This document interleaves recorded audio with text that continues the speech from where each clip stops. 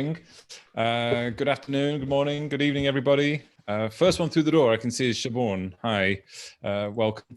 Welcome to, I think, episode 5 of the Music Ally show. While we're waiting for people to all come through the gate and arrive, we'll introduce ourselves and maybe a quick update on lockdown hair, which is, I think, of the utmost importance. My name's Sparrow. I writing music, other things for Music Ally, and I'm based here in Berlin. And let's introduce a couple of regulars first before we get to our special guest. So we all noted before this started, particularly glamorous today, Heimdal of CD Baby in London. Thank you for joining us. Thank you for having me. And yeah. Always a pleasure. As talking of looking glamorous, man with the most enviable lockdown hair, Stuart Dredge, editor. Thanks for joining us. I don't think it's enviable. Well, I'm talking from a personal perspective. But thanks for joining us. Joining us also from London, everyone's in London really, Patrick Ross, SVP of Digital Strategy at Music Ally. Thanks for joining us. Thank you very much, Joe. Appreciate it. And your hair looks wonderful as well, by the way, just for... and let's move on to our very special guest. The reason we're here this week, Tersha Willis, co-founder of Terrible Merchandise. You're here to talk about this week with us innovative merchandising in the coronavirus era and in a more general sense. Thanks for joining us. How are you? Yeah, I'm good. It's a pleasure to be here. Thanks for having me. I'm always excited to talk about merch. I don't always get the opportunity to have 45 minutes devoted to the subject, so I'm excited. We're excited too, and looking forward to talking about that in a minute. I think people are still arriving, but we will move on. I will explain how this works. So this is the 5th of our weekly panel shows. We're all here. We're going to talk later, as Tersha just said, in detail about merchandise and modern techniques, particularly important in this time of coronavirus, of being able to connect with your audience. When you can't do it physically and in person, how do you do it in an innovative way with really good merchandise that brings those people even closer in a sort of not in a literal sense, but in a virtual sense, objects that you can sell. Patrick, you are SVP of Digital Strategy at Music Ally. Would you like to describe in one sentence or less what Music Ally is and does? Sure, I can give you a couple sentences. Sure. So Music Ally, as you've probably seen from our website, we're a knowledge company, bringing the knowledge. Hopefully most of you here today are subscribers. Anyone that does need any help subscribing, contact Anthony for all your subscription needs. The team will be manning the chat. We'll pop that in there. We'll make sure that we're popping in links as well. But yeah, we're a knowledge company. Check out more about what we do. Make sure you read us, which we're going to get some taste of that. That was a little bit more than a sentence, but thanks, Joe. That's good. That's good. Thank you for that. As Patrick said, we have a chat room where the audience, can interact and talk about the topics at hand, particularly of merchandise, I guess. And there is the Q&A button. So if you have a specific question about what we're talking about, please do put it in the Q&A section, and we will answer it hopefully live. If it's something that is maybe a bit more general about subscribing to Music Ally, we have some very special Music Ally gremlins in the background who are answering questions and doing that there. But yes, please do ask questions, especially about merchandise and ways of using it, while we have an expert here in the Q&A. Now, we're going to move on. First of all, before the panel starts, for some sort of weekly context. Stuart Dredge, thanks for joining as always, Music Ally's editor. You have picked a couple of the most important news stories this week. You write the daily newsletter for Music Ally and write up all the news and analysis on the site. So it's been a bit of a busy week, hasn't it? What is your first story to discuss? It has. I quite like a quiet week, it never happens. But yes, can you hear me? Am I still here? Can you stream me? So as ever, my children are playing Fortnite in the house and the connection's going down. But yeah, the first story is Goldman Sachs, the big investment bank, doing their report on the music industry.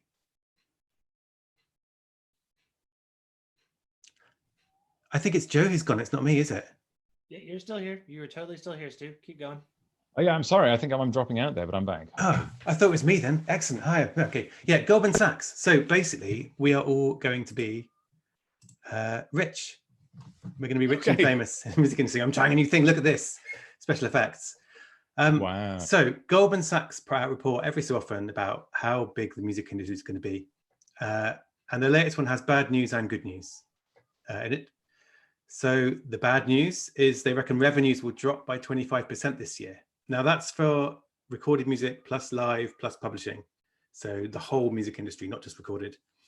And they reckon that live revenues will drop by 75%. Recorded music will grow by 3% and publishing by 3.5%, which is kind of still growth, but quite a slowdown from previous years. So kind of saying basically live will drop off a cliff for obvious reasons, and everything else will slow down a bit. So that was kind of a bad news story, but behind it, there was still the champagne glass stuff, yes, which is they reckon that by 2030, the music industry will be worth $142 billion a year, again, across live and recorded and publishing. And they reckon that streaming alone will be worth 75 billion a year by 2030. Where does that growth come from? Because that's a huge increase. Made up numbers by analysts. Right.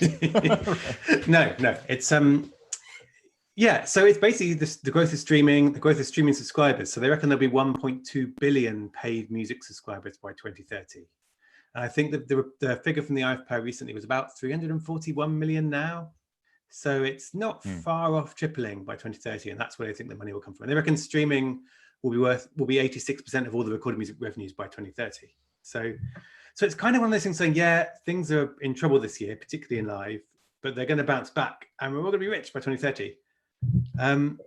The one big, huge caveat that you have to kind of talk about here is that Goldman Sachs isn't just like an independent analyst. They own shares in companies in this thing. So they own shares in Tencent Music and Vivendi, Universal's parent company, and they do investment banking for Spotify and Alphabet and Tencent Music. And they disclose all this. It's nothing underhand. They disclose it in the report. But there is kind of this, if they're saying everyone's going to be rich by 2030, that includes companies they have a stake in or are working for. And so you kind of have to be aware, like anything, you have to disclose, you know, it's quite good for Goldman Sachs if the industry grows very fast. Of course. How we spoke last week in a very impassioned and intricate conversation about the broken record debate, which is the amount of money that's reaching artists from streaming. Is it as simple enough to say, if streaming revenues triple, artists will get 3 times as much, or is it more complicated than that? It would be nice. It would tell everything. No, so I mean, it's true that one of the big things about the broken record debate is if the revenues of streaming go up, artists' payouts go up. They get more money. So in a sense, the industry growth is good for artists. But I think already this Goldman Sachs report is kind of filtering into that debate in a less positive way. You know, artists saying, well, hang on a minute, the industry is going to make loads of money, like literally enormous growth. Well, are we going to see a fair share of that? And if we are an industry in growth, let's talk about how we fix it so that we get what we think is a fair share. So in a way, this report saying the industry is going to be growing massively, it's more grist to the middle. The people who are saying, yeah, we need to fix these things though, because otherwise all the money goes to certain people and not to people who create music.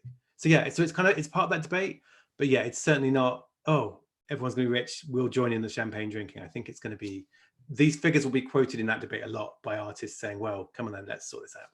Yeah. Because if there's that much money going in, there should be a lot more money coming out. And of course, one thing we can discuss later with Tersha is what are the ways that perhaps streaming platforms can add in functions to buy things like merchandise and another thing, items and virtual items maybe, to increase the money flow going into streaming platforms.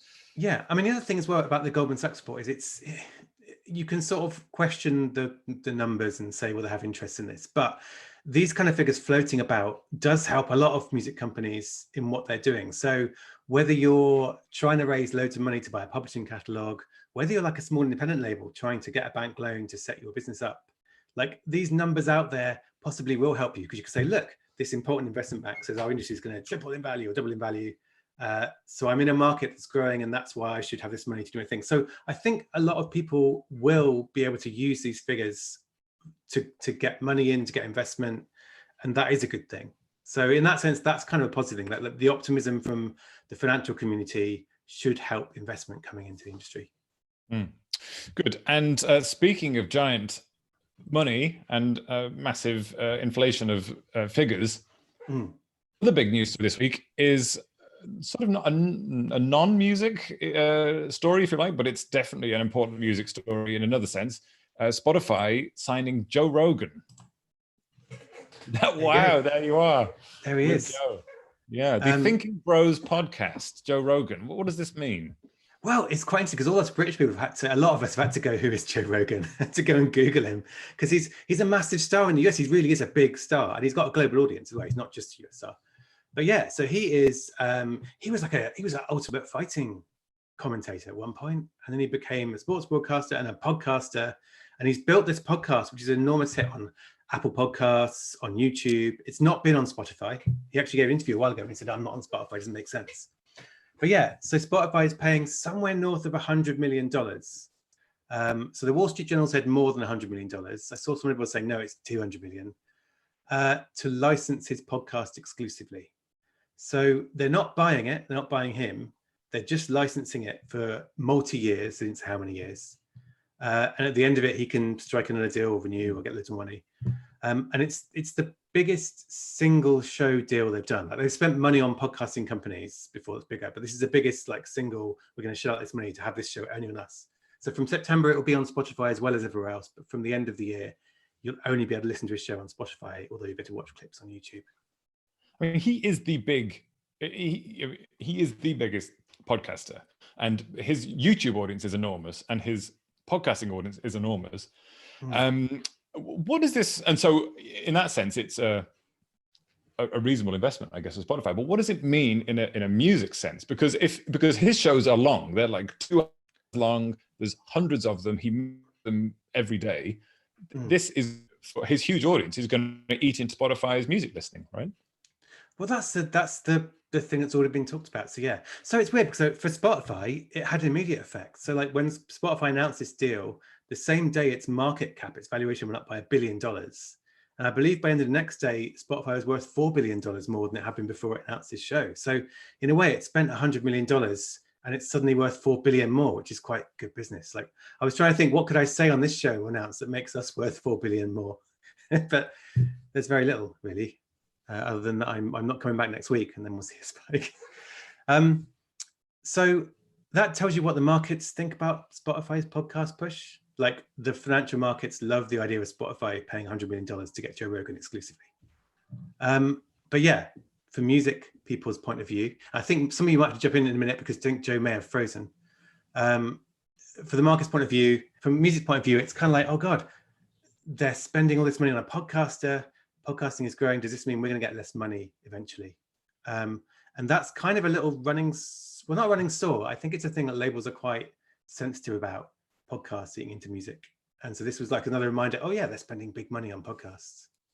Yeah, I mean, that's obviously one, Stu, that we've been talking about for a while, as you and I know, of talking about this. And every time personally I go and present some of this information to the labels, there tends to be a healthy fear in the audience of, this thing's really good, and we do, know lots of our label partners that we've been talking about, and the podcast report that you worked on. But it is this sort of dangerous area where we're looking at opportunities for music, but also understanding the competition of entertainment, right? Yeah, and I think you're seeing this in the press. Like the thing is that at the moment, rights holders get a certain percentage of Spotify's royalties because Spotify was a music service, and the thing that gets talked about is, well, what happens if Spotify achieves its goal, which is talked about, of having 80% of listening be non-music stuff? Well, wouldn't Spotify turn around and say, well, you can have your share of 80% of our royalties, but if 20% of it isn't music, why should you have that money? And that's the kind of the anticipated fear. And I think at the moment it's not part of the licensing deals, but it's been part of the talks. I think they were saying, how do we make sure we still get our deal? But then the other thing is the musicians side of things. So again, coming back to this broken record debate, you're already seeing musicians on Twitter and places saying, hang on a minute, they're trying to pay us less royalties, which is a reference to the US, the songwriter royalties case where Spotify is appealing. And they're saying they're going to pay us less, but they're suddenly paying these podcasters hundreds of millions of dollars. So there is kind of there's a tension, I think. Every time Spotify does something big in podcasts, which the markets love, music people get a bit more. Spotify's argument that it has put is that actually people who listen to podcasts are more engaged with music. So the more we do podcasts, the more people will listen to music, and the better for me. So there's two sides here. Spotify says every move they make in podcasts will help the music industry. Kind of interesting. The other thing is Spotify's value went up massively. If you were a music company who's held on to some Spotify shares, your Spotify shares would have gone up equally. So in a way, Joe Rogan might have made some money from labels who hung on to their equity in Spotify. But that's kind of, again, a slightly sensitive issue because musicians maybe aren't getting that money. I think Joe's back. It's interesting. It's interesting, isn't it? Because as Spotify try and become this audio company where they're broadcasting or sharing all sorts of audio, it'd be interesting to see how musicians, if they start to feel marginalized, it would be interesting to see soon as podcasting listening goes up, how that affects the bottom line for musicians. And perhaps that's something we won't know yet, but it certainly is a really big question, especially around what kind of company Spotify is. Yeah, and the other thing as well is that the more Spotify pushes into podcasts, there are opportunities for musicians there. There are shows to guest on. There's potential to do their own shows. Spotify is investing in some original music podcasts. So it's again, like everything. It's kind of complicated. Like people get cross because they are thinking about Spotify spending money on something that's not music. But in other ways, there are musicians investigating podcasts as a new stream of revenue. So it's all. I think a lot of the debate is about anticipating what might happen. Spotify might pay us less royalties. We might get squeezed out, but there's a long way to run, I think, in this yet. And I think you can always find some positives.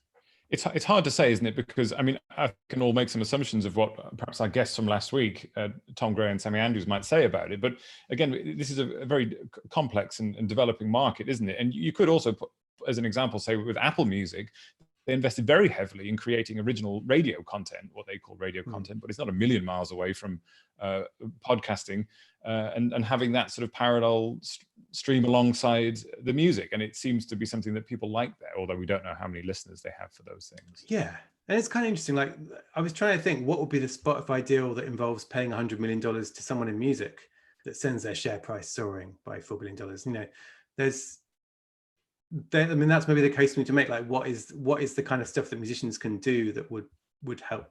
So yeah, so it is really interesting. I mean, the other thing I think about Joe Rogan is he's kind of controversial, isn't he? He's kind of been a controversial figure sometimes. Like he's had people on his show who have been linked with the white supremacist movement. Sometimes he's made some off-color comments occasionally. I think Spotify might be finding out the more you do in podcasts is you start to have these things of if a podcaster says something that people get cross at, you're in the position of being the moderator. And Spotify does moderate hate content in music.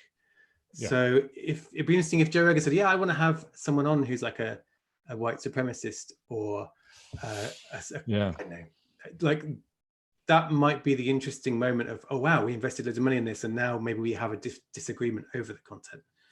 So yeah, it's going to be really interesting to watch, but the devil will be in the detail of how long it is and how many people listen to it. For sure. Yeah, thanks, Stu. Two very fascinating stories there.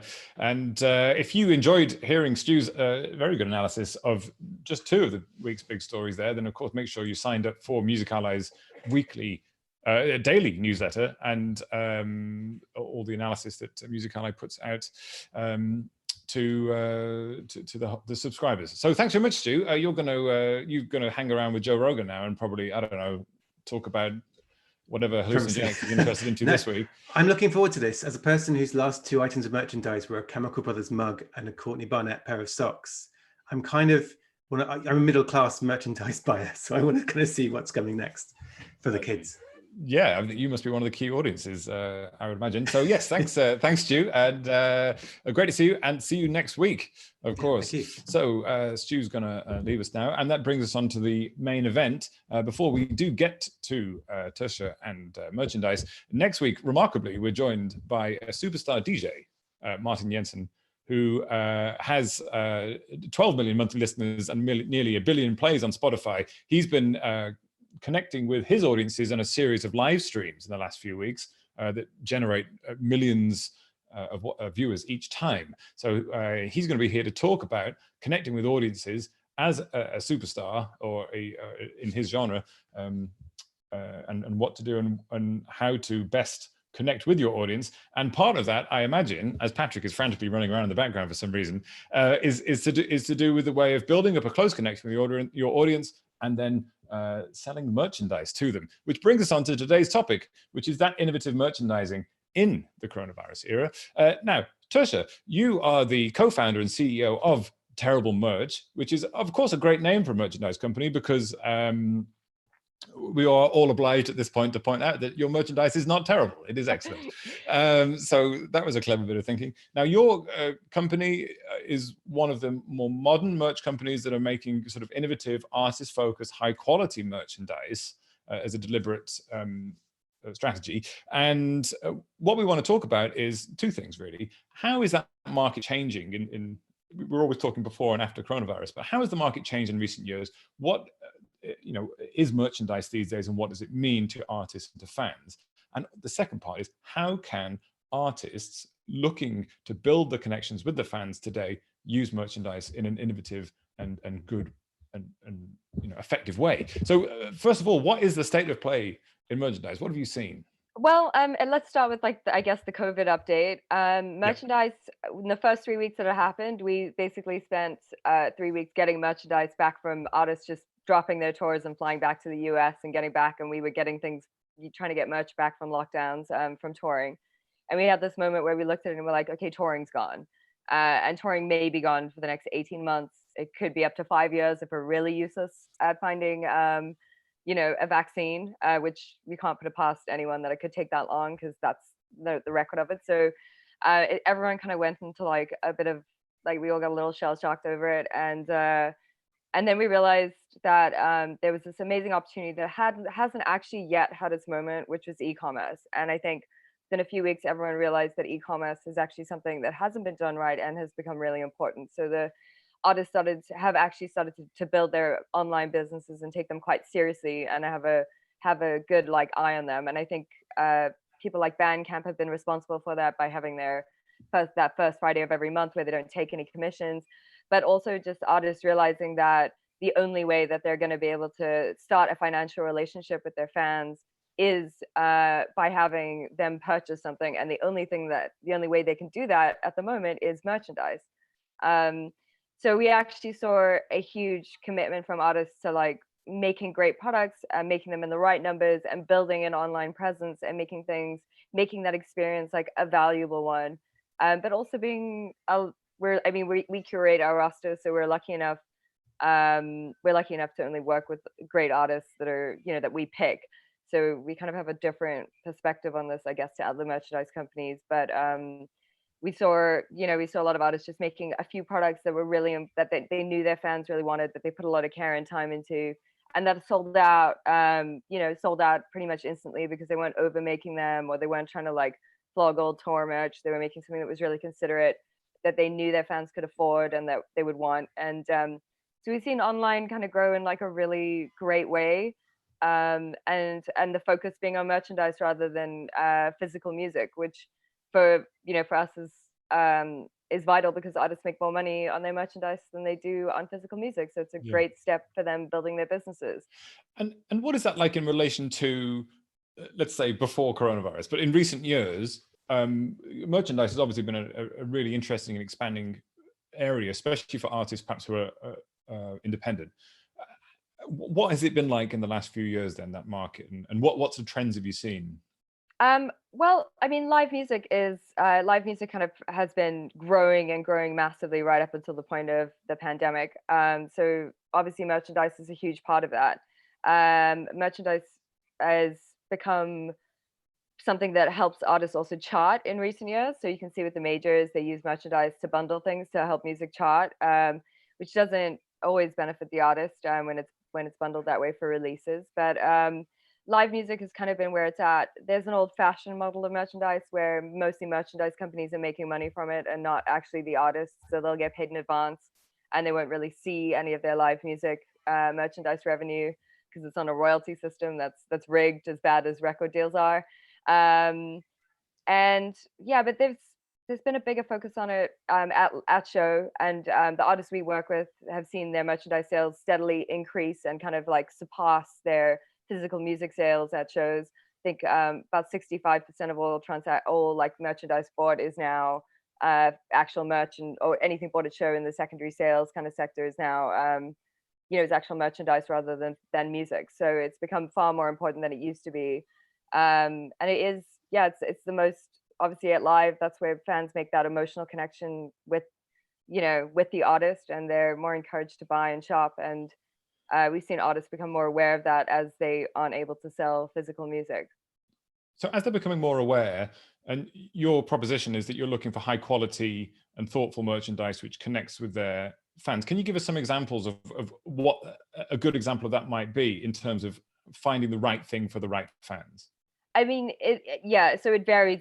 Every single artist is different. Every single artist needs to be treated differently. But like, for instance, we made money for like a grime artist. We made fake money. I wouldn't make real. We made him money as well, but we made we made some fake 50p coins, because one of his lyrics was like, my head's shaped like a 50p coin. So we did that, and those sold out instantly because fans were obviously really connected to his to his lyrics, and this little kind of like token of that came through, and that was really cool.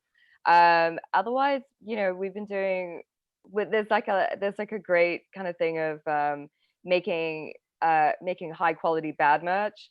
So like printing kind of really like cut out photos and things, and that's been a pretty cool trend amongst like South London bands mostly, which is fun.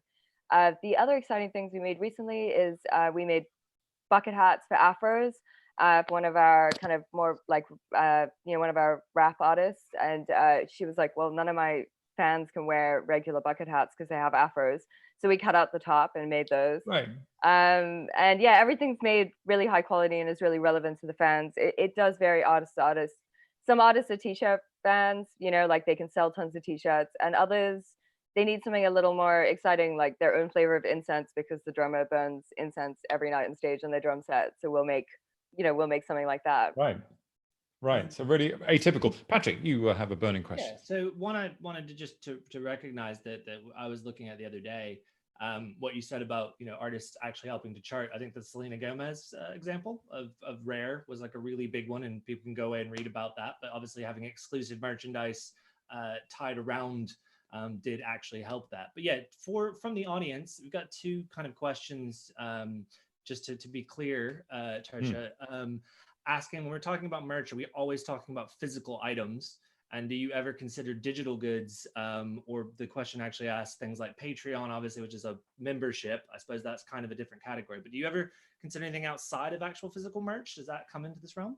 I mean, recently we've been asked to make some screensavers and things like that for like kind of a 90s themed artist. But, the emotional connection comes from having a physical product in your hands. It's something that it can last for like years. And I think there's a huge value in an actual physical product. Although I kind of think that Travis Scott in Fortnite is a really good example of the skins that he sold in there as like digital merchandise, but that is a really specific setting of gaming. And I think that's something that's really exciting. I don't know if Travis Scott made money on that. I hope he did. I hope he got a cut of all those Fortnite skin slices. He made a lot of money from that, as far as I don't know if he made money from the merch from that, because here's the thing: is like who is it licensed to? How is it tied up? One would assume that that's all going back to his merchandise company, or like is that did Fortnite pay him a fee and did he get that? It's kind of like how the revenue is divided, which is, I guess, an interesting kind of development in the music industry online now, where live events aren't happening at the moment. I think Stuart, who's no longer in the chat, he actually wrote quite a long piece analyzing that. So I think perhaps we can find that and share it in the chat. He broke down some of the earnings as well in that. So yeah, a really good example. Do you ever work with artists, for instance, who do have, for instance, they have a Patreon and they take so much per month from their artists, and as part of a reward, they have regular merchandise that they send out? Well, actually, the one thing, we are working with an artist on Patreon, Beverly Glenn Copeland, who is incredible, like really culty artist. But he has, Glenn basically has, he lets his fans have access to things sooner, and he also gives them discounts on certain things rather than actually making products for it. Because I think when it comes to Patreon, like, people understand that there's a process in the making of art, in the making of music, in the making of something. that isn't necessarily accounted for in the business side of selling a product. So they get a little discount, or they get access to a limited number of things early, is kind of the benefits we've seen. That's how we've seen people using it. I'm sure there are other ways. Yeah, sure. Hen, perhaps we can introduce you at this point, because I realize we haven't talked to you yet. Now, you deal with, we often talk to you again with from the perspective of dealing with, you deal with a whole range of artists across the board. We often talk about dealing with artists at the sort of the bottom of the pyramid who are big enough to have, sorry?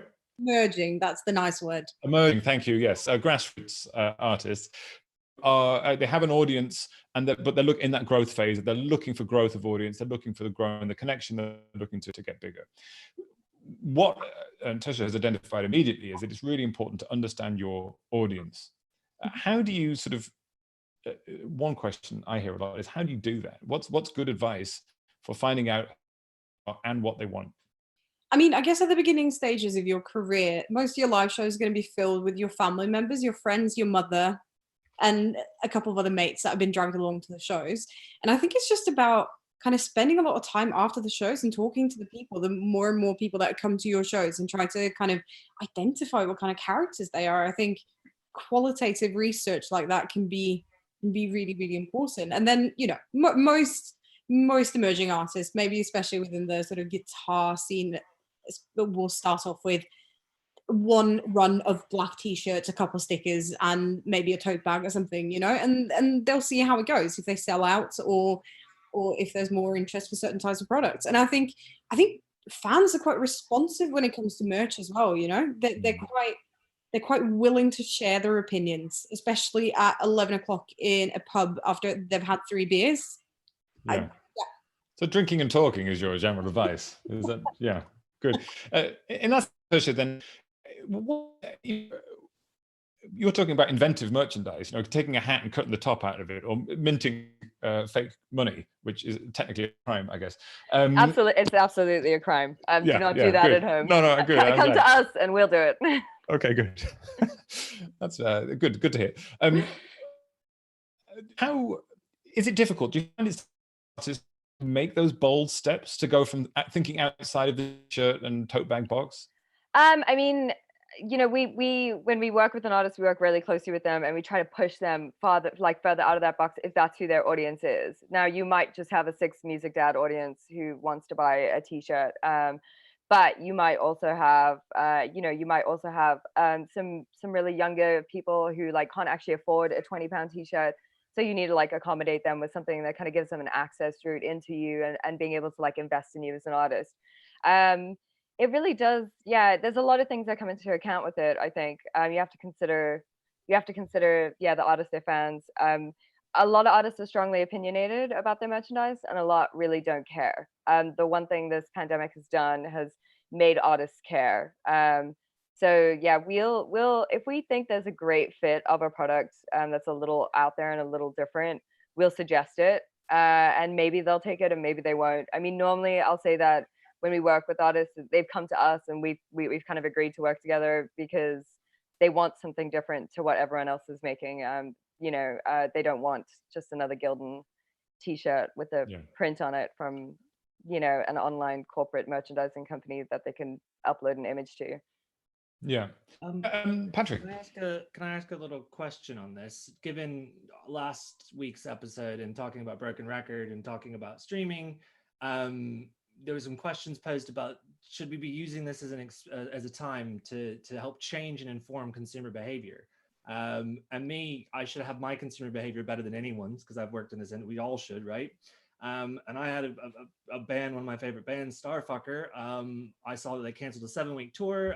Their fans were attacking them. It was horrible. And I went to go listen to their new album, and I sort of did the maths and realized I'd have to listen to it 2,500 times to get them a $50 t-shirt, the same price. So I just went straight over, bought a t-shirt that I've wanted for a while. And is this actually an opportunity for the artists to come forward and explain why they're doing this? We all know that they're hurting, that it's big news right now. And we're talking about all these other things that we're trying to fix, but for them to actually go forward and explain to people that this has always been important. And in fact, now is the time to educate the consumer. Well, I think, yeah, first of all, it's actually become important to the artists. Secondly, I think artists shouldn't be ashamed of running a successful business. They should be acting like Apple does or Supreme does with queues outside their stores or queues at the merch table. They should be creating that kind of demand with their fans, and they shouldn't be ashamed of it. Like 21st century retail operation, and if you're doing it online, do it online. But yeah, this isn't a time to be ashamed of like you being a great entrepreneur and making your business work and making it thoughtful and considerate. It's also an opportunity for artists to actually make merch that follows their values or ideals. And I think the one thing that's really important to us is that artists can't sustain themselves by selling their tour merch and kind of donating it to charity, and that fans need to be aware of that and they should be supporting that. And merch is a really, it's the most likely way you're going to be able to give money to an artist as well, especially independent artists. It might be a little different with the majors, but merch is like it's almost like a direct deposit to artists. They get the money relatively quickly from their online stores, or if they're selling it themselves, they get it instantly. And that really does help them pay rent, make more music, save up for the next tour, the next album. Merch really does like build that kind of like and they shouldn't be ashamed of it. Like it's what enables them to make great music. Yeah, they should be running it like a business and they should be proud of it. Do you think that there's a shift in understanding on the audience side of the economics, and particularly maybe recently with coronavirus, and artists have been very open about their earnings. Do you think that they understand more that as a fan, they have a sort of, not a responsibility, but if they want to help their artists, they have to do things like buying merchandise? Is that a noticeable change? I mean, there's definitely, we're seeing that. Obviously, there's a thing about who's been affected and who hasn't in the virus, and who can afford and who can't. And that's the beautiful thing about merch, is that if you can afford it, you can buy it. So unlike a ticket for like a digital streaming event or something like that, like you're being denied access if you don't have spare money. Merchandise is something that if you can participate, and if you can't, like, you can save up and do it later. Or so it's not it doesn't exclude someone from an activity with like a paywall, but it's there for people who can afford it, which I think is a really nice, that's a really great way to support an artist if you can afford it. And it's also really not demanding that your fans who can't afford it are denied access to you because of it. Perhaps throwing a question over to Hen and Patrick. You both work in various different ways promoting artists. Is your sort of recommendation when working with artists as a good way to use merchandise to help grow either grow the audience or grow the strength of connection between an artist and their fans? Yeah, I think you should always be looking at all these different pieces of the cake as one whole thing. I think they should be working in unison. I think you should be thinking across them. And as Tersha said, people have time to do that now, and we're seeing that on the digital front. And actually, I was looking through some old musical articles this week, and I found a quote from Jesse Sculler, who said, "To me, the best merchandise finds a balance between reflecting the artist's brand and values and making a sometimes quirky nod to the specific campaign." And I really, really, really like that quote, because I think the best merchandise have that connection with the product and with the artist, and it communicates something, and it captures a specific moment in time for that artist or on the journey. So yeah, I think you should be thinking about it as a package solution, and use merch to grow your streaming, but equally you use your digital presence to grow your merch sales. Yeah. Patrick, what's been your sort of experience and recommendations? I mean, so yes, Hen and I, we work across an artist together that we manage, and he's always wanted to do merch, but he also always wanted to be successful at streaming, which we're doing, thankfully. And he wanted to be, successful at live, which kind of dried up. And actually, on his own back, we launched an EP, and he went and rushed out. And if I'm honest, I should have known as his manager, but he went and got all of his merch live, because he realized on week one, he's now understood after a year of having good streaming support, and we're not knocking it in any way, but he's realized that it's still been really hard for him. And Hen actually came up with me to speak to some students that I teach in Lillehammer, Norway, at a school called Limpi. And that was we had a bit of a chat, and that was one of the things that her and I discussed. We're kind of coming up with it together, but you guys are these young emerging artists, as we like to call them. You're at the very beginning. You've not even put track 1 out. And I know that you think that you're going to put track 1 out in 6 months, you're going to be able to be earning a living. Unfortunately, that's quite difficult. So we actually sat in front of a bunch of artists that have never even put a song out and said, start thinking about selling stuff. And you could kind of see the gears turning in their head of like, wait, I could sell things? And it's like, you've got ideas, you've got songs, you've got concepts. And as we put it to them, don't worry about 100,000 people. If you get 50 fans, 50 emails signed up to your mailing list that is your sort of core fan base, and you get 50 of them to buy something for you, amazing. And they're all asking, how do I quit my day job? Well, maybe it's actually thinking about, as Tersha said, making this your business and not waiting until you've got this massive groundswell, but actually doing it from day one, so that these people go away with getting the first edition t-shirt that you can't get anymore because they followed you from day one. And people are going, where the hell did you get that t-shirt? And it's like, oh, I've been a fan of theirs for years. They don't even make this anymore. Yeah. I'm feeling envy now just by you saying that, and you're using a hypothetical example. Sorry, Hen. No, I was just saying, I really agree with what you're saying. I think nurturing your early adopters is not only developing a super fan from the get-go, but it's also you're buying yourself a street promotions team, people that are walking around with your t-shirts or your hats or your tote bags or whatever it might be that you come up with. It is also promotion of you as an artist and as a brand. So when we talk about merchandise in 2020, is what we're actually talking about that our sort of definition of a musician and an artist has changed. There's this old understanding of, you make music, you go on tour and you sell these other things. Is it actually so fundamental to them as an artist that an artist should be thinking, maybe even before their first song, what their first piece of merchandise could be, perhaps? You know what, like for us, we'd say that artists, like maybe the songs and the music is actually marketing to sell the products, because the products used to be the records with the music on for artists to take home. Now streaming has like zeroed that almost, even though it's on the rise. It's not a viable revenue stream in a sense. Like we can just be honest about that. But merchandise is the thing that it's the physical product that it's the physical product that fans can buy now. So yeah, that makes. And when you talk to artists, again, this is anybody, I guess, when you talk to emerging artists, well, actually, before I say that, Tersha, at what stage in a career can realistically can an artist start making and selling merchandise? Well, we're really lucky to live in a time where everyone has enough data to kind of look at who their fans are. They can see it on their Spotify or they can see all their things on wherever they're uploading stuff to, and they can look on their Facebook and see who their fans are. They think they can sell 50 t-shirts or 50 items or 50 of a product, or the minimum kind of amount you can make a profit on. That's when we think the right time is. I think it's always a little silly to prematurely invest in merchandise. You're running a business, you need to do some marketing, you need to let people know who you are, what you're doing, you need to make some connections with fans, and then you need to give them something to buy and something to invest in.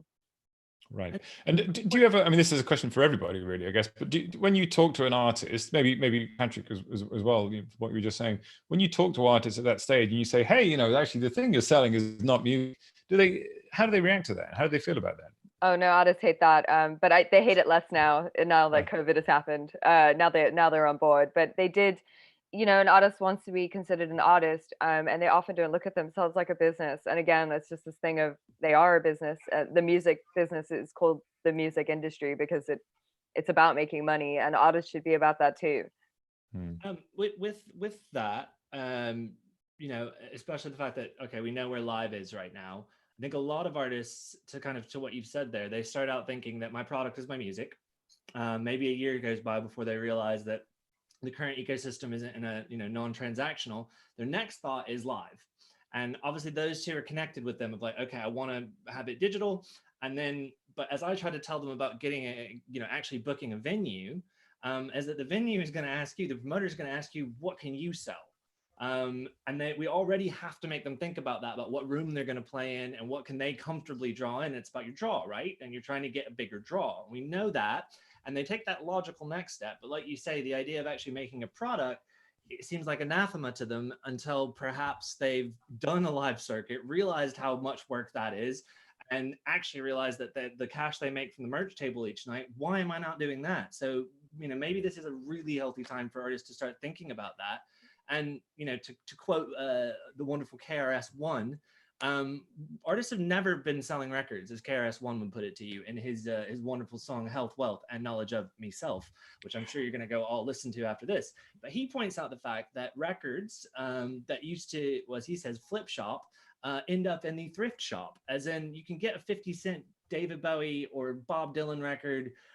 You can go to the thrift store, you can find these things, the value goes straight down after that first market. But the idea of the David Bowie brand, or the Bob Dylan or the Beatles or whatever it is, the brand is actually the thing that we've always been selling. It's just that we got in this weird thing of this 50-year, 100-year anomaly called the record business of music embodied in plastic, which obviously is changing, and that's fine. It's the future now. But maybe we need to look back and realize that's what we've always been doing.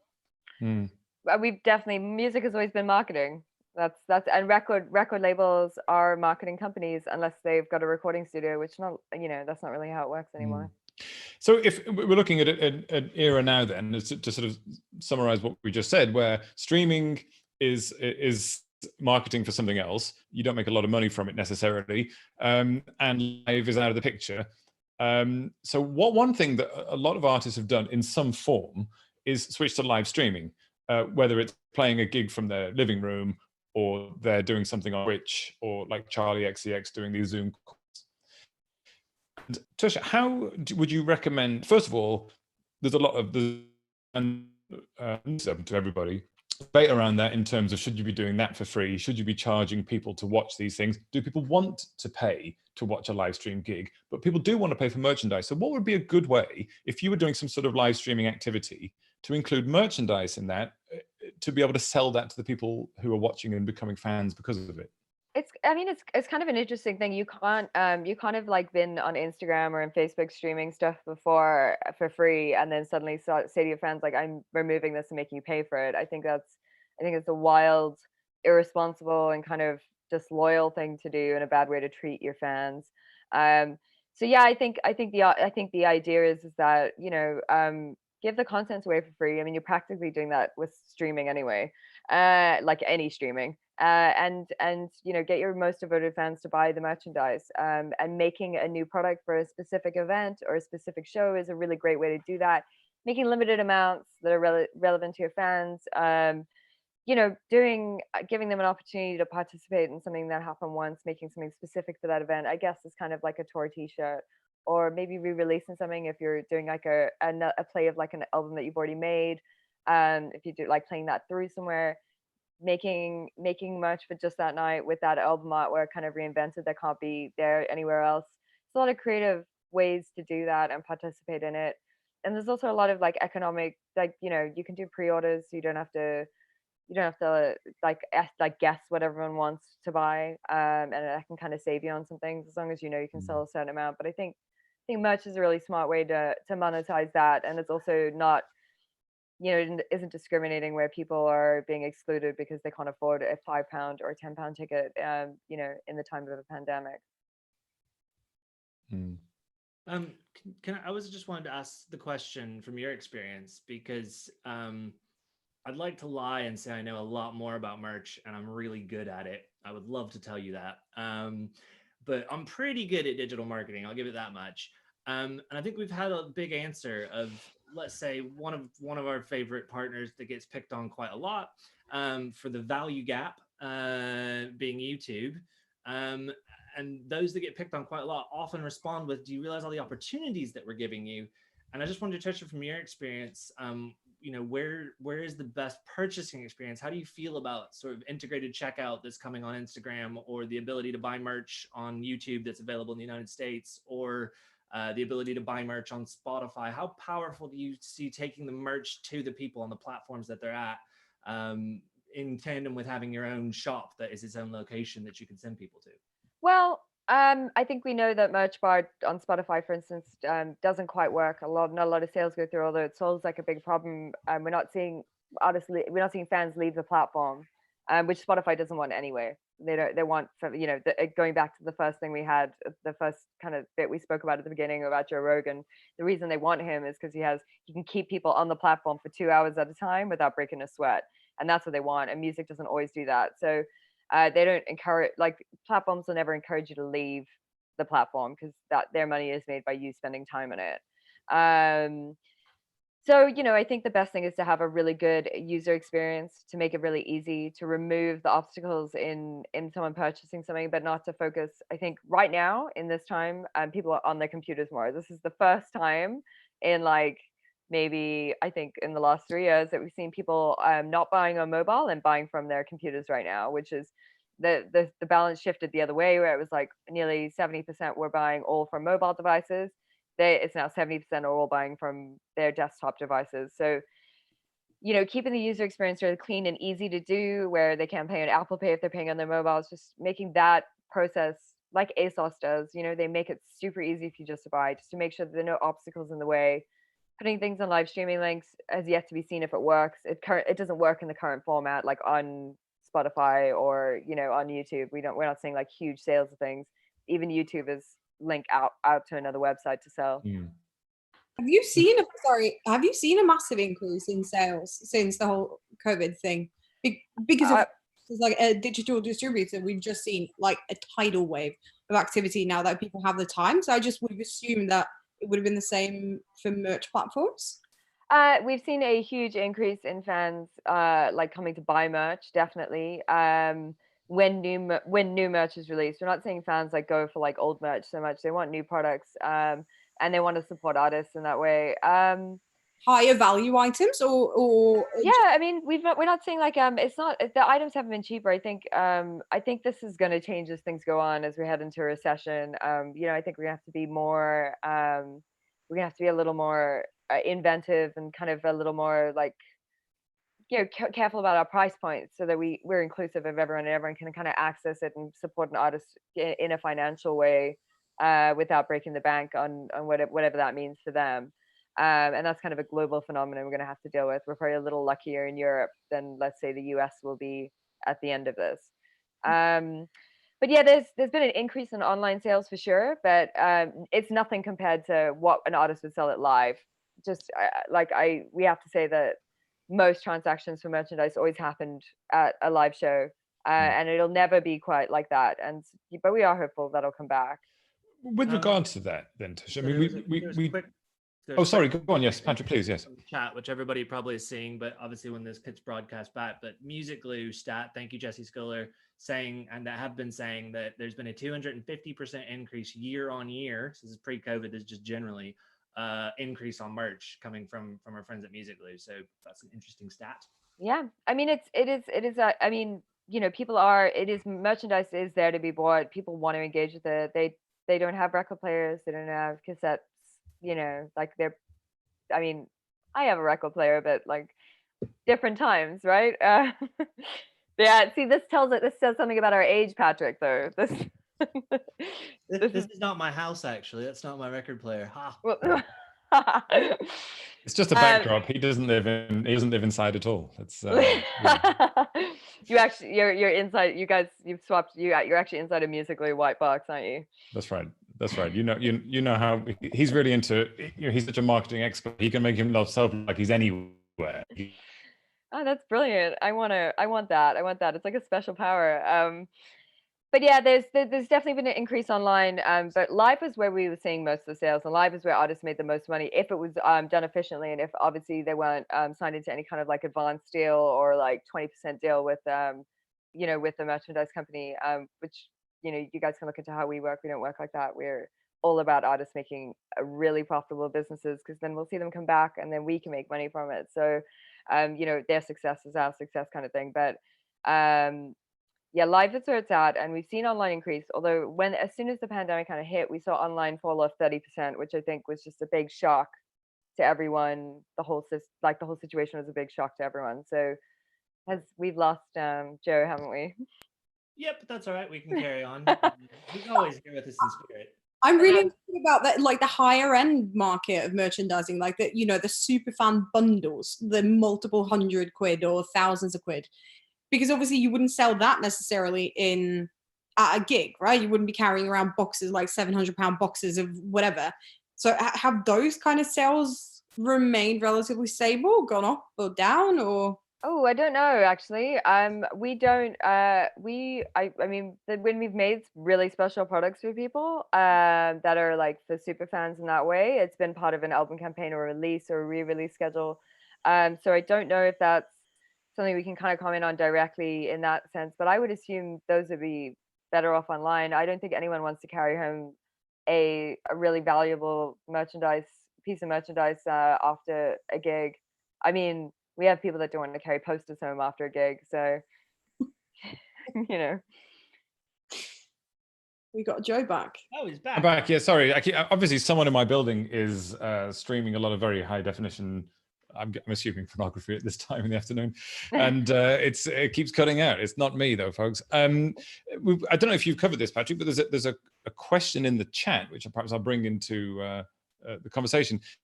Someone, Kristen, hi Kristen, said, I saw artists selling shout outs in live streams and coffee chats. So selling small one-on-one experiences, even if it's just a hello or a short chat. What are your thoughts on that? And does that count as merchandise? Because one thing I wrote about recently, actually on Music Ally, is in China, where the streaming platform is a bit more nuanced in how people can communicate with their fans and make money from them. They are live streaming and taking tips, a bit like on Twitch, and doing these shout outs for money. First question is, do you count that as merchandise? And two, could you see a way to move that forwards? And so it does become a kind of merchandise system. I mean, it's definitely a secondary sale of, so you can lump it into that category. Like, it's definitely a secondary sale of like that experience. And it's a sale as a result of that experience if they're online and doing that. I mean, it could be. I guess it depends on what, this is kind of a cultural thing as well, which is something that may come into play, is that whether that has value to the fan and if that is something that the fan can keep with them forever, or whether that's something, and actually you guys in the digital marketing side of things probably relate, is that merch also acts as a marketing tool later down the line as well. So it's whether that, whether it can tick all those boxes and do the same as merch is really the question as to whether it can be considered as merch. But like digital downloads on the little cards that came in, that came in vinyls, I guess that counts as a music sale. So why wouldn't another kind of digital version of merch count as merchandise? I mean, we had an artist recently that you guys have covered a fair bit called Emma McGann, who right before this whole thing happened, she was supposed to set off on an American tour, and she was selling £20 or $20 virtual tour passes, which kind of sits in that crossover between a live experience and a merchandising experience, whereby you gained access to live streams of all the different shows, but she was also planting a tree per subscriber, sending a postcard from the road, inviting everybody to take part in this like collaborative playlist for the road trip and everything. So I thought that was a really interesting example of something that kind of isn't necessarily clear-cut merchandising like a t-shirt, but then sits that nicely in between, I think the interesting thing would be like, we'd probably measure it by how you could sell it and replicate it, and how much money was being made off it, how profitable it was. That would really dictate whether we would ever like consider something like that merch, because we're in the business of helping artists build their businesses. So. And I think there's a powerful point here, especially coming off of, we've just published a report with the BPI today on superfans, which is out there. People should definitely read that, based on an event that we recently did. But we were talking a lot about superfans, and when we talk about streaming, I often tell people, please don't look at your listener numbers, because they ebb and flow. We always try to get people to focus on their followers. And again, to kind of go back, to these emerging artists, explain to them that if you got 10 or 50 super fans, that actually giving them the number one reason in retail, as my mother used to always tell me owning a retail store, that someone didn't buy something when they walk into your store is that no one asked them to. Yeah. And how many times we're not actually going out and saying, not being upset about how few of them are, but just being thankful that you've got enough of them. And I suppose we see this on Patreon, where you make these super top value items. Maybe there's 5 bundles of something that's super exclusive, and you only need to sell 5 of them is the thing. And then you've got the tier, the tiers. And I think that's really powerful. How do you play to that? I mean, I think, it's like you getting your super fans and keeping your super fans requires a financial commitment. That's the music industry has taught us that. If they are big spenders, then yeah, you need to accommodate them. If they want to give you more money, you absolutely need to make things that accommodate that and accommodate that in any way possible. And it is a business, and you do need to ask you do need to ask your fans to spend. But I think artists are almost like they're apologetic in many ways about it being a business. And I think the one thing that COVID has brought to this is that artists are now really serious about their business and the things that they can control within it, and selling limited products and merchandise and super bundles, and connecting with 10 fans that'll spend a lot of money and that will help them along the way has become really important to them, and they see the value of it now, which is something that we've been preaching for years. So it's kind of a wonderful place for things to kind of be right now. What are the most common mistakes that artists make around merchandise, whether it's the timing of it or the type of merchandise or not pushing it? What are those common mistakes? The biggest one that affects merchandise being successful is overstocking it, making too many items and keeping it in a warehouse and letting it lose money. Signing big merchandise advances if you're going to be like a big artist. That's one of the biggest things we see that artists make, is that they give away so much revenue for a small advance in the front, and they never see another penny out of merchandise again. And that really just kills off a huge amount of revenue for artists. And it's just the one thing we always want to say is like, don't listen to your manager and don't take an advance on this one, because you're gonna like, we can see a band that's gonna do it. You know, you can feel it. You can feel like when they drop 50 t-shirts and they sell overnight and they've played 2 shows, you know they're like doing amazing things, and you know they're gonna be a big merch band. And then all you want to do is just be like, please do not take a merch advance, because you're going to make so much more money out of merchandise than anything else, because it's going to be profitable for you as long as you don't take it. So, that's, and also, yeah, quality, just make quality products. Please make when you say quality, products. what do you mean? Are you talking about the actual physical quality, or are you talking about something else? I'm talking about things that are, number one, like good products, so they're relevant to your fans and your audience, and number two, like they're not products that are going to fall apart. If you really, if you really want your fans to like engage with the brand, you want them to wear your product every single day for like the next 10 years, and it never like be broken or messed up. You don't want to buy a t-shirt that'll be washed once and it's over. You'll actually come to resent them. I mean, that's happening to me right now. This is a very old, it was very expensive Grateful Dead t-shirt. It holds up. I've had it for years. It doesn't break down. It was expensive when I bought it, but it's a nice piece of merch. That said, I'm not going to shame him, but one of my favorite artists I went and saw in Atlanta got the exclusive tour shirt years after this, and it's upstairs falling to rags. And every time I see it, I'm like, oh, I love that t-shirt, but I would have paid for it. I would have paid an extra $10 at the time. If you just got something sustainable, which is a big deal to me. If you just got something that I know and I felt good about, because I've actually had artist friends who sell me a $5 t-shirt, and I'm like, where did this come from? I don't know. I got it from cheap place online. I'm like, so do we know if this came from a sweatshop? I love your band. Are you selling me sweatshop merch? And to actually think about that and the long-term effect, as you say. I mean, it's vital. Considering we have a huge opportunity to educate your fans, and with making things sustainably. Fans will spend a little more for a high quality product. It's a touch test that retail's been doing for years. When you walk in and you feel a t-shirt that's got a soft enzyme wash on it, and you're like, I love you. Like, that's the same thing that happens at the merch stand, as long as you let your fans engage with it, which I'm sure any merch table, if it's you selling it or if you have a merch seller, they'll let their fans touch it and know how good it is. People don't mind spending that kind of money. Also, otherwise just making sure that the quality is evident on there. I don't think anyone wants to spend £10 to get a really bad item of merchandise when they could spend 15 to get something great, and I think people do care about where their products come from. And if they don't, you as an artist should, because that's good business. Yeah. Patrick, really good question in the Q&A. Yeah. You're talking about the top one where we might be being too US centric.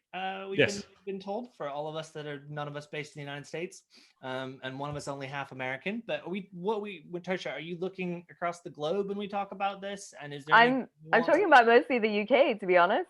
That's where most of our artists are based, or this is the market we deal in mainly. We have a lot of US based artists, and we're working on a lot of projects in the US. But I've kind of been talking about how things are here. In terms of the question, what do you think about in terms of an artist, maybe bigger artists? The example they gave was Drake.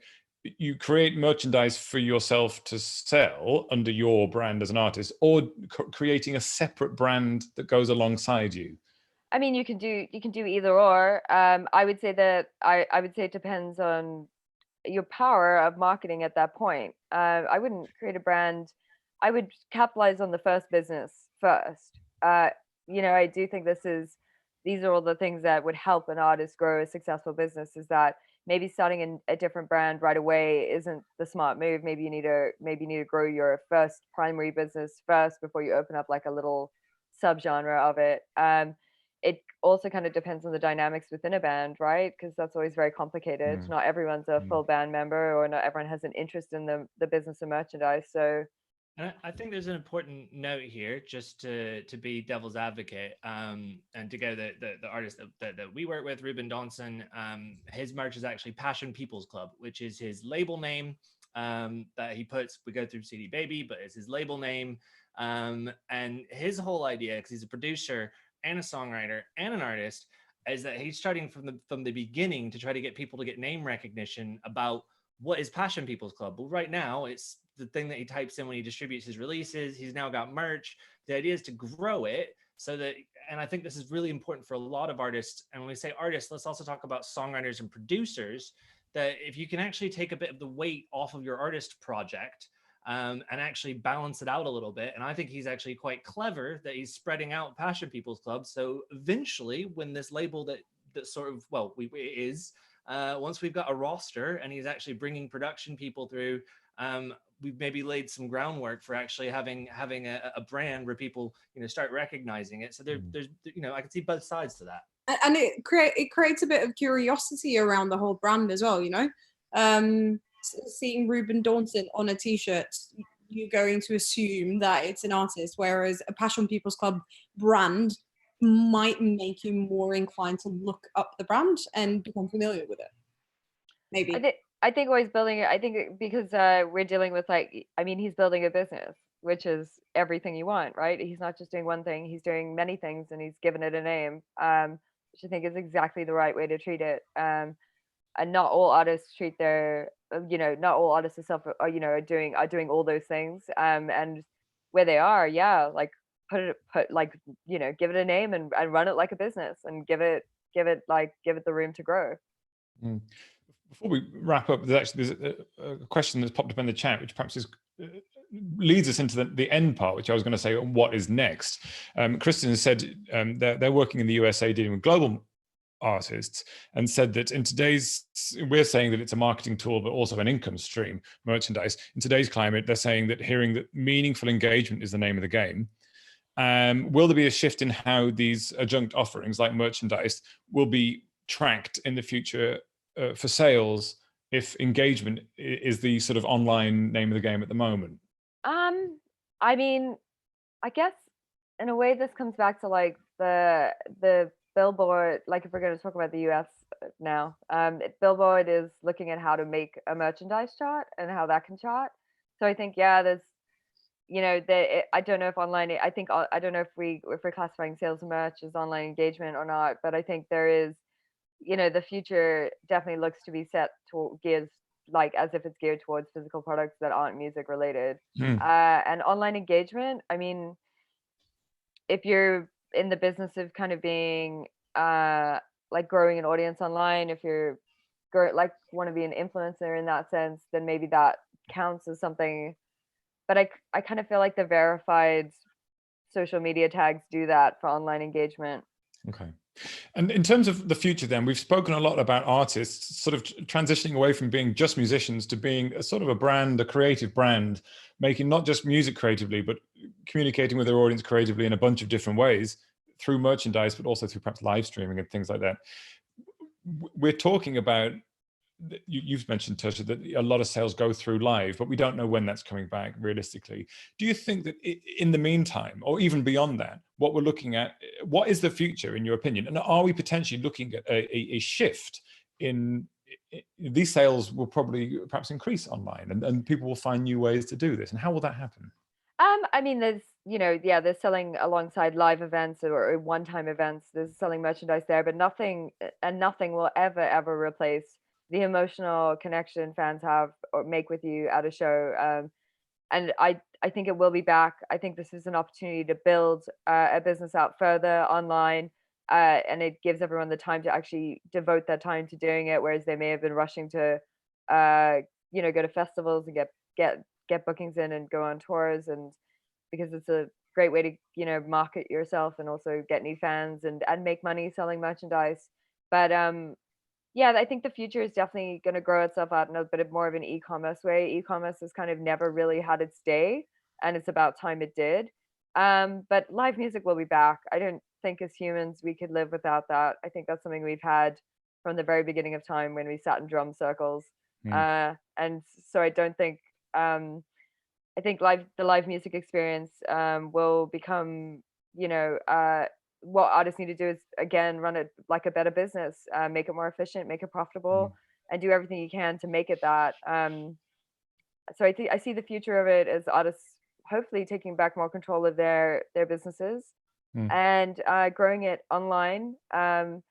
Maybe being able to get new fans as well from online in this time is really important, where live streaming can reach millions of people anywhere in the world if you do it at the right time, and and giving you room to kind of grow more into have more places to visit when you get to go back out on the road. But live music is the maximum point of opportunity, and I don't think we'll, as humans, will ever be able to live without that. So I think it'll be back, and I think it'll be back in a really big way, even if it is in 5 years' time. And in the meantime, e-commerce can finally have its moment and be done right. Patrick and Hen, what are your recommendations? You work with lots of artists in different capacities. I was going to say, I think there's a really healthy thing to what we're understanding right now when live's been taken off the table. And I don't think, we all of us want it back, of course, and it's core. But I think that there's a better understanding of people using digital platforms. I mean, the reason we're doing this TV show now is because we can't go anywhere. I'm literally not allowed to fly to other countries. So we're doing this. And I think people are going to come out of this, hopefully, and understand that there's nothing like that live experience. That said, if you have other ways of connecting with people, they can supplement and work together. And it's not about replacing. As soon as we can get on airplanes again and we can go talk, then hopefully we should be doing that. But hopefully we think a little bit more about which times we do that, and we make sure that we save that for our planet, for carbon emissions, and also lean on the fact that we do have all these digital technologies and evolve into how we use them to try and create more of those experiences, and I guess bridge the gap between sort of digital posting into a void and a live experience where you're up front and the artist looks you in the eyes. Yeah, I think from my perspective, I think the merchandising world is going to look incredibly fascinating in the short to medium and even the long term, actually, because there's nothing quite like difficult times to kind of accelerate innovation and new ideas and coming up with new ways of doing things when an option has been taken away from you. And another point, I think, for say Stu's kids who are digital natives, they've grown up with X amount of devices around them. They are used to everything being quite, a digital experience. They're willing to pay $10, £10, whatever that the different Travis Scott skins were like.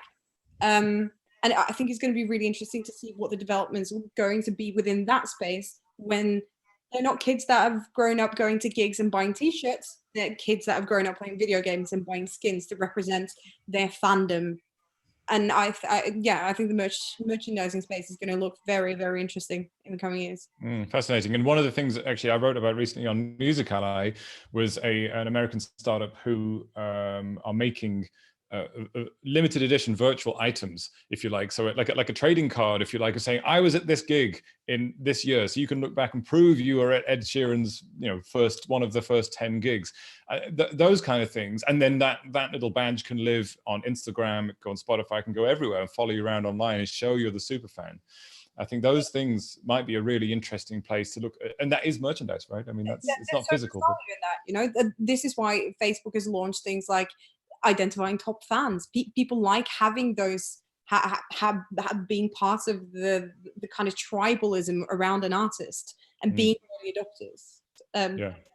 So if you're an artist, define yourself clearly so that fans can define themselves connecting to you using merchandise.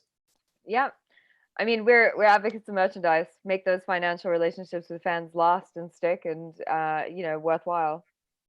Yeah, absolutely. Okay, well, we'll wrap it up there. But I think that's been a really interesting dig into the kind of options available for merchandise at the moment and what people are doing. So thanks ever so much, Tersha. I'm really grateful to have you here. And if people want to get in touch with you personally or look at your at Terrible Merch, what do they do? I mean, you can find me personally on Instagram or LinkedIn if you're very nerdy. Otherwise, yeah, get in touch via Terrible Merch. We have a little contact form. I check in there at least every few days and reply to people. And yeah, we'd be delighted to even just help you guys with questions, or you can get on Twitter. Some of us, we're on Twitter for questions. We get a lot of DMs. You can slide in there. But yeah, we're available and happy to help with any questions or anything really. Even if you guys just need advice, obviously we don't work with everyone, but if you want to send us your music and we try and twist your arm into if we all like each other, we can maybe go on a merch date. A merch date. Wow, that's good. I like the sound of that. That's great. And the link to Terrible Merch and the contact form is in the chat room right now. So thanks ever so much, Tersha. It'd be great to have you back in a few months, assuming we're still doing this show then, and see what has changed and what has happened in the meantime. Yeah, I'd love you. I think we'll see some live streaming platforms actually up and running by then, so we'll have a new idea of how merch works out on those. So it'll be an interesting time. We can dig into some of that data and find out exactly. That'd be really interesting. Thank you. Now, hang around, because every week we turn attention now. A little bit like the cooking segment in a morning show on TV, we turn our attention to Hen at CD Baby. And Hen and the team at CD Baby have been looking for positive news that's happening in this difficult time. And Hen, every week you pick something new and tell us about it. What's happening? This is an interesting one this week. I like this vision. I feel like the jolly cook in the corner. It's nice. So this week we thought we'd do a follow-up on one of the previous campaigns that we talked about, and that was the Music Venues Trust Save Our Venues campaign, which was is a fundraising campaign. They've identified 560 venues across Britain that is at critical risk during the corona crisis. But the good news of the week is that they've been able to raise so much money now that they've been able to take 140 grassroots venues off the critical list, which means that they are safe. So every little bit helps. And I think we should probably put up the link so people can go and donate if they feel passionate about their grassroots venues. They're so important for emerging artists and for the kind of the cultural expression of the country. So it's great to see. Remarkably good news. And it does sort of tie into the same, like, closer relationship between fans and the artist, doesn't it? Fans are recognizing now that they have to engage in a different way, perhaps, with money and with artists and with venues to support the thing they love. Exactly. But I think it's important that when all of this is over, that we all have somewhere to go, where we can watch the next, whoever it might be, and have a tepid beer and just, enjoy. I will hold you to that as a fan of tepid beer. Quickly, just jumping back, we had a question from Kristen, who said, what is the name of the company I mentioned that does virtual trading cards and virtual merchandise? That is Fanaply. I will put the link in the chat now, selling virtual limited edition blockchainified trading cards. Something interesting. So yeah, great. I mean, and that would be a great thing, actually, wouldn't it? If you could get a virtual trading card for each of the toilet venues around the UK that you've been to, and you could prove the longevity of your love for emerging artists. I mean, all these things would be fantastic ways for people to engage and show their fandom and to engage. Cool. Okay, thank you, Hen. And now, Patrick, I'm going to put a shameless plug in here now. You can see over my shoulder the Music Ally Creative Entrepreneur Program. Can you explain this a little bit, what this is and what it's doing? Sure, and we'll make sure to put a link in. Deadlines are coming up soon. For those in the UK, it's a partnership with Youth Music. It's Music Ally's Creative Entrepreneurship Program. Trying to put the Ally in Music Ally. So this is the first one of these we've done globally, and we're trying to find partners around the globe. Sorry that it's UK focused, that's where we happen to be, but we're looking for partners around the world. But if you do happen to be in the UK, with our partnership through Youth Music, we're basically trying to identify young musicians and creatives, possible young music business professionals that maybe can't afford some of our services. and just trying to make sure that we're actually giving back. So it's a great program. As I said, we're about to have to close down the applications on that, and then we're going to be providing our learning hub materials, our subscription, our information and news, mentoring sessions with myself and the team. I'm really just trying to help identify talent, and all of this will end with an awards ceremony as well, where we actually go in. There's now a link in there as well. We'll make sure to link out to it. But yeah, thank you, Joe. It's something that we're really, really excited about. Hopefully we'll be able to roll this out around the rest of the globe, as we work with partners that can help us to find those in need, and make sure that we're, always trying to give back with everything that we do. Yeah, and a great opportunity for young people to come up with some innovative merchandise as well to make that connection. Yeah, fantastic. Hen, I forgot to say, if people want to get in touch with you at CD Baby and talk to you directly, or see what CD Baby has to offer, how can they do that? So the easiest email to remember is probably uk@cdbaby.com. Okay. Or if you're feeling brave, you can try to spell my name, which is Henrietta with an E at the end, @cdbaby.com. So yeah, if you have some distribution needs. Just put your personal mobile number into the chat, Hen, so just don't worry. Anybody, just text her anytime. Hit her up. I'd love like midnight on Saturday WhatsApps about distribution questions. So please hit me up. Thank you, Hen. Yeah, that's the sweet spot. And so there you go. Next week, just as a reminder, we're joined again remarkably by a superstar DJ, Martin Jensen, with nearly 1 billion plays on Spotify to his name, who's been doing some innovative live streaming, connecting to millions of his fans simultaneously, and I presume has been flogging merchandise to them as well, which is the right thing to do. And so he's going to be talking to us about exactly how to connect with your audience. So a good sort of partner panel to go with this one, really, because if you put the two parts together, you can make some money and connect with lots of people. That's very good, isn't it? It's and I would love to say we planned for that to happen in that order, but it's a complete mistake. It just randomly happened like that. But it should be a really good one. So we're looking forward to him joining us. Now you can, if you'd liked what you heard, that you can try and get a Music Ally trial subscription for a couple of weeks at musically.com. Subscribe, and you can get the daily briefing and analysis from Stu, who was here earlier, and hear all this great analysis that we've been talking about today. If you want to see this again, it'll be on YouTube very shortly. There'll be a podcast of this show up next week, which is available inevitably on Spotify to try and drag people away from listening to music, of course.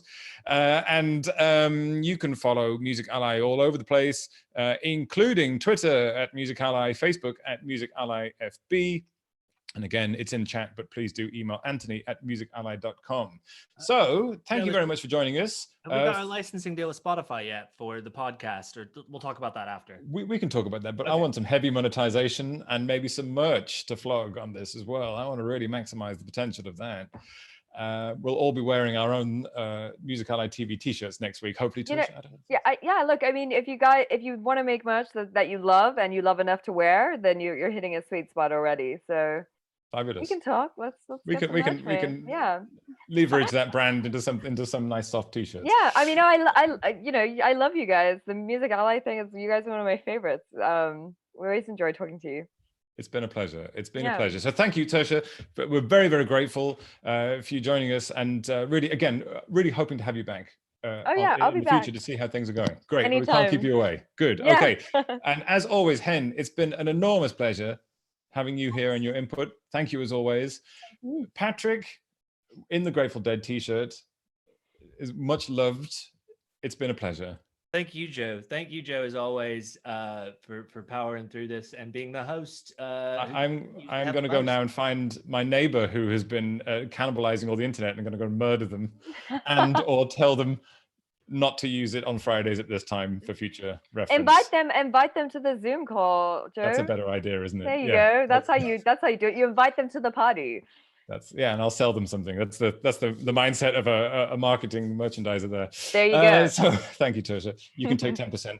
Yes, thank you. Auf Wiedersehen, everybody. Look out for it on YouTube, watch it again, and on the podcast.